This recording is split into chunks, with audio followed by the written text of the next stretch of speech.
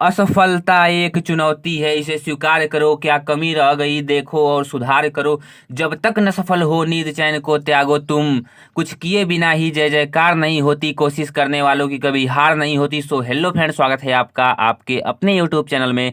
दोस्तों आज हम देखने वाले हैं हिंदी का एक बहुत ही वायरल प्रश्न पत्र आप कह सकते हैं। अगर जो आप इस प्रश्न पत्र को पढ़ लें तो आप 70 में 65 नंबर पक्का ही पा जाएंगे, एकदम आपको कंफर्म है पाना। तो चलिए दोस्तों इसको क्या करते हैं, देखते हैं इस प्रश्न पत्र को। देखिए प्रारंभ के दो खंड अ व ब में क्या है, विभाजित है, और प्रारंभ के खंड अ में बहुविकल्पी प्रश्न है। तो मैं आपको सलाह दूंगा कि बहुविकल्पी प्रश्न को बबलिंग करने के लिए 15 रुपए का पेन मिलेगा, आप इस पेन का प्रयोग करेंगे। आप इसे देख लीजिए, आपके कहीं भी आपके मार्केट में मिल जाएगा बिल्कुल आराम से। इस पेन का आप क्या करेंगे, प्रयोग करेंगे, मेरी सलाह यही है। अब देखिए, और आपको और सारी पेन ले लेनी है, पेन स्केल और स्केल सब ले लेना है, जितने भी मान लीजिए कि आप जिस भी पेन का प्रयोग करते हैं दो दो सेट आप रख लीजिए पहले से, और इसका क्या करिए, उपयोग करके थोड़ा सा रख लीजिए ताकि अच्छा से चले, क्योंकि स्टार्टिंग में पेन नहीं चलती है, जो न्यू पेन होती है। अब देखिए पहला क्वेश्चन है आपके पास कि शुक्लोत्तर युग की समय सीमा है।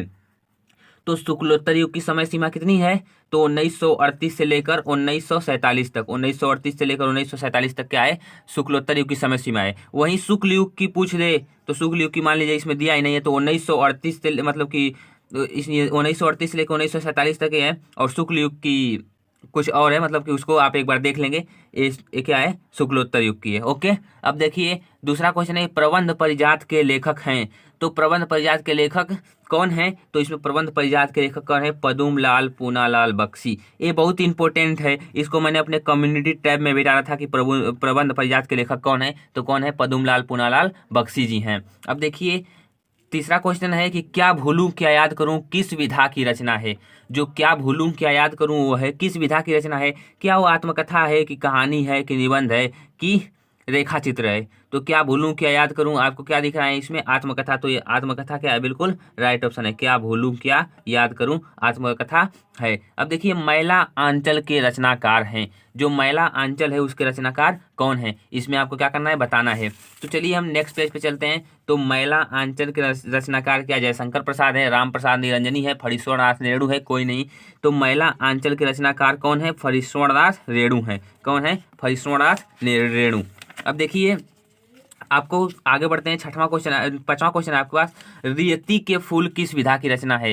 तो दोस्तों आपसे गुजारिश है कि आप इसे कमेंट करके बताएंगे कि जो रेती के फूल है वो किस विधा की रचना है। रेती के फूल किस विधा की रचना है, आप कमेंट करके बताइए, क्या कहानी है कि कविता है कि रेखा चित्र है कि निबंध है।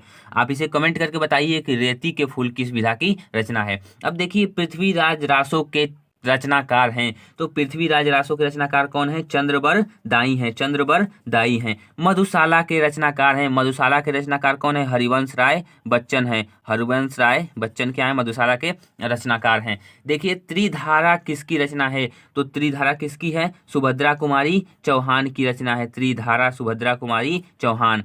अब देखिए पद्मावत के रचनाकार हैं, पद्मावत के रचनाकार कौन है, मलिक मोहम्मद जायसी, मलिक मोहम्मद जायसी क्या है, पद्मावत के रचनाकार हैं।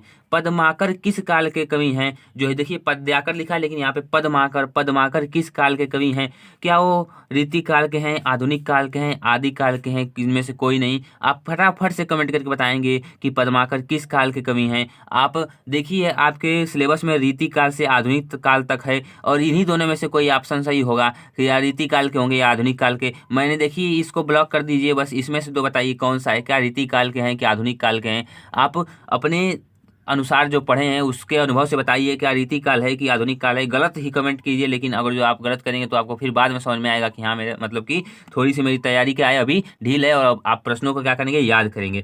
देखिए करोड़ रस का स्थायी भाव, मतलब कि करोड़ रस का स्थायी भाव है, ये तो सभी लोग जानते हैं। करोड़ रस का स्थायी भाव क्या होता है, शोक होता है, क्योंकि जो जब शोक उत्पन्न होता है तो करोड़ रस का क्या है, अस्थायी भाव है। सोठा छंद में कितने चरण होते हैं, तो सोठा छंद में कितने चरण होते हैं, 4 होते हैं। सोठा छंद में 4 मतलब कि 4 चरण होते हैं।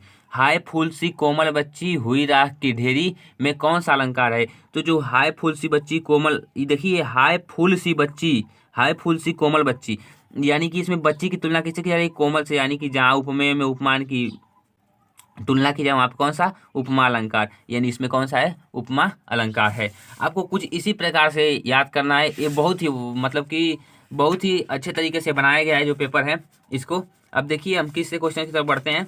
अब हम लोग ने 13 क्वेश्चन कर लिए। 13 क्वेश्चन के बाद हम किस पे बढ़ते हैं, 14वें क्वेश्चन पे पढ़ते हैं। 14वें क्वेश्चन पे क्या करते हैं, हम बढ़ते हैं।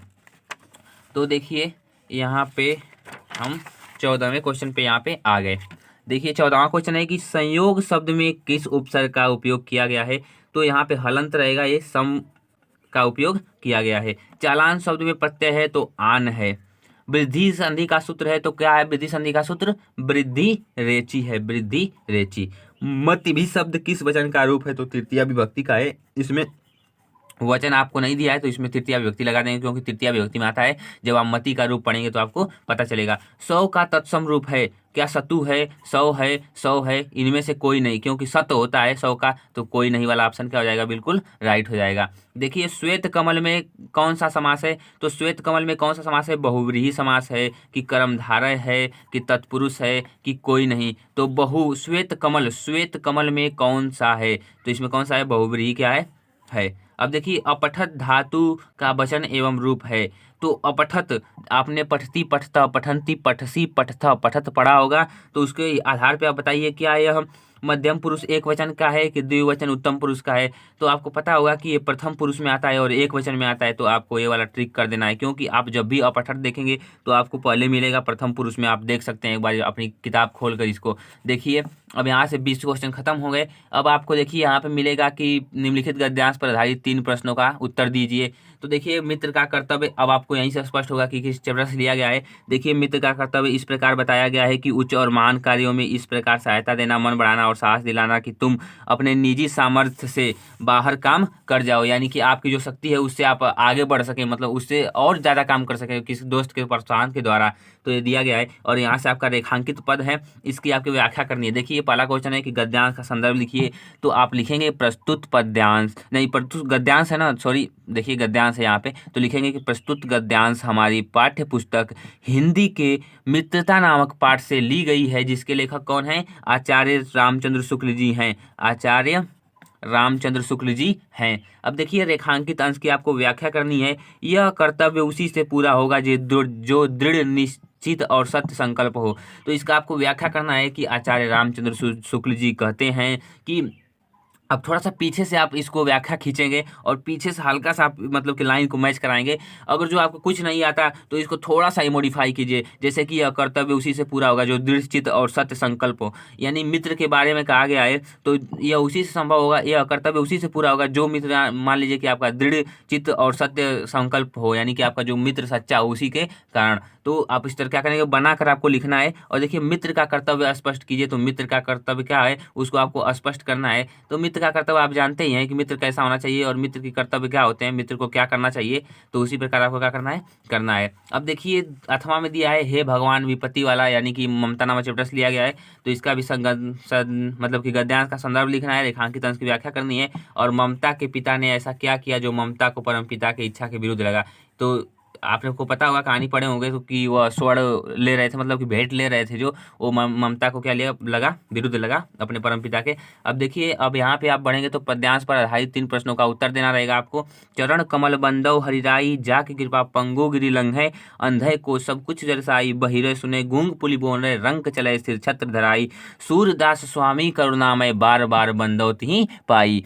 इसका आपको अर्थ बताना है। तो देखिए इसका आपका पहले संदर्भ लिखना रहेगा। आपको क्वेश्चन तो पता है कि पहले संदर्भ लिखना रहेगा, तो संदर्भ में आप लिखेंगे कि प्रस्तुत पद्यांश हमारी पाठ्य पुस्तक हिंदी के पद नामक शीर्षक से ली गई है, जिसके लेखक कौन है, इसके लेखक कौन है, सूरदास जी। देखिए यहाँ पे आया है सूरदास स्वामी करुणा में, तो सूरदास जी क्या है, इसके मतलब की रचयिता हैं। देखिए अब आप इसका अर्थ लिखेंगे कि चरण कमल बंदव हरियाई, यानी कि आप उसको लिखेंगे कि सूरदास जी अपने परम प्रिय भगवान, यानी प्रिय भगवान की चरणों की, कमल रूपी चरणों की वंदना करते हुए, या आप सीधा से लिख देंगे कि सूरदास जी श्री कृष्ण के कमल रूपी चरणों की वंदना करते हुए कहते हैं कि हे भगवान, जाके कृपा, जिसकी कृपा से क्या होता है, जो लंगड़ा व्यक्ति रहता है वो पर्वत को लांग जाता है। इस प्रकार आप क्या लिखेंगे, इसका अर्थ लिखेंगे। अब देखिए आप जैसे ही आगे बढ़ेंगे तो आपको क्या मिलेगा, अब आपने दो क्वेश्चन तक कर लिया है। अब इसके बाद देखिए यहाँ से आपको मिलेगा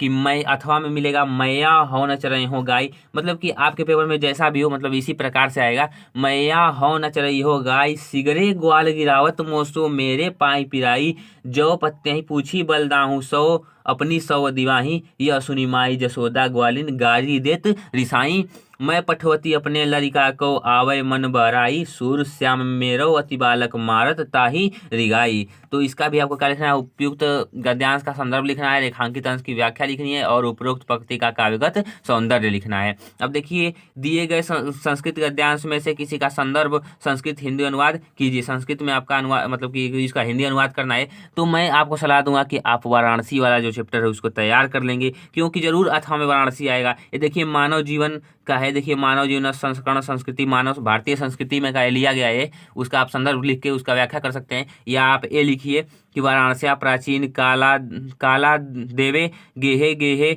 विद्याया दिव्य ज्योति ध्योतते, अधुना अपि अत्र संस्कृत वाग्धारा सतत प्रवति जनानां ज्ञानम वर्धयति, अत्र अनेके आचार्य मूर्धन्या विद्वांस वैदिक। तो आपको क्या करना है, इसका अनुवाद करना है। तो देखिए वाराणसी प्राचीन काला देवे दे, यानी वाराणसी में प्राचीन काल से ही घर घर विद्या की दिव्य ज्योति अलौकिक है। इसी प्रकार से आपको पूरे इसका क्या करना है, इसका अनुवाद करना है। अब देखिए जैसे ही हम आगे बढ़ेंगे तो हमें मिलेगा कि दिए गए संस्कृत पद्यांश में से किसी एक का संदर्भ सहित हिंदी अनुवाद कीजिए। माता गुरुत्तरा भूमे खाता पितोचरा था। देखिए आपको दो श्लोक याद कर लेने हैं। देखिए मरणम मंगलम यत्र विभूति जो आपको वाराणसी चैप्टर में लास्ट में मिलेगा, वो बहुत ही इंपॉर्टेंट है, वेरी वेरी इंपॉर्टेंट, उसको आप लगा लेंगे। और देखिए माता गुरुत्तरा भूमि खाता, यानी कि माता क्या है, भूमि से भारी है, यानी भूमि से अधिक मतलब कि भारी है। और भारी का मतलब यहाँ पे ये नहीं कि मतलब बड़ी मानी जाएगी पद में, भारी का मतलब कि ये नहीं कि मोटी है खूब भारी। इसका मतलब यहाँ पे माता गुरुत्तरा भूमि, यानी जो माता है भूमि से बड़ी है, उसका सम्मान उससे क्या है, बड़ा है। खाता पिचोत्तरा अवस्था, यानी कि आकाश से ऊंचा क्या है, पिता का स्थान है। मन शीघ्रतरम वातात, यानी मन क्या है, चिंता से तेज है, यानी जो मान लीजिए कि जो आपका वायु है उससे तेज क्या है, आपका मन है। वायु से तेज आपका मन चलता है। चिंता बहुत ही तृष्णात, चिंता से तेज मतलब तिनके से तेज क्या है, मतलब तृणात में तिनते से तेज चिनका है, मतलब कि तिनके से तेज चिंता है। ओके। अब देखिए आपको यहाँ एक और मिलेगा, और अपने खंड काव्य के आधार पर आप में मान लीजिए अगर पूजा है तो अगर पूजा मेवाड़ मुकुट है तो मेवाड़ मुकुट, जो भी हो आपके जिले में लगा हो उस खंड काव्य को आप क्या करेंगे, पढ़ लेंगे। और जीवन परिचय आपको दो ही याद करने हैं, आचार्य रामचंद्र शुक्ल का और जयशंकर प्रसाद का, ये दोनों याद कर लीजिए पक्का। आपके 5 नंबर फिक्स हैं, आपको कोई रोक नहीं सकता है। 100% एकदम गारंटी के साथ आप ये दोनों जीवन परिचय अगर याद कर लेते हैं तो आपका काम हो जाएगा। और इसमें गोस्वामी तुलसीदास का और महाकवि सूरदास जी का और एक का आपको याद करना पड़ेगा, क्योंकि 3 अगर जो आप याद करते हैं तभी एक फंसेगा। वैसे गोस्वामी तुलसीदास जी का तो हर साल आता है, एकदम फेमस है, इसको आप याद कर लेंगे। और महाकवि सूरदास जी का क्या करेंगे, याद कर लेंगे।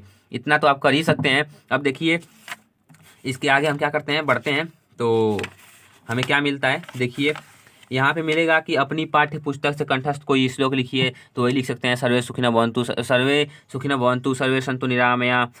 फिर इसको आप क्या कर देंगे, इस वाले को, इस श्लोक को लिख देंगे। ठीक। अब देखिए निम्नलिखित में से किसी एक का मतलब 2 का उत्तर देना है। तो पूर्वराजा को आसित, तो पूर्वराजा एक, भारतवीर आसित, यानी पूर्वराज कौन था, तो पूर्वराजा एक, यवन राजा आसित, यानी यवन का राज था। जो भी इसका आंसर होगा आपको बस उसका आंसर लिख देंगे। गीताया कौन संदेश, गीता का क्या संदेश है। अस्माकम राष्ट्रम कीदृशम अस्ति, हमारा राष्ट्र मतलब कि कहाँ पे है।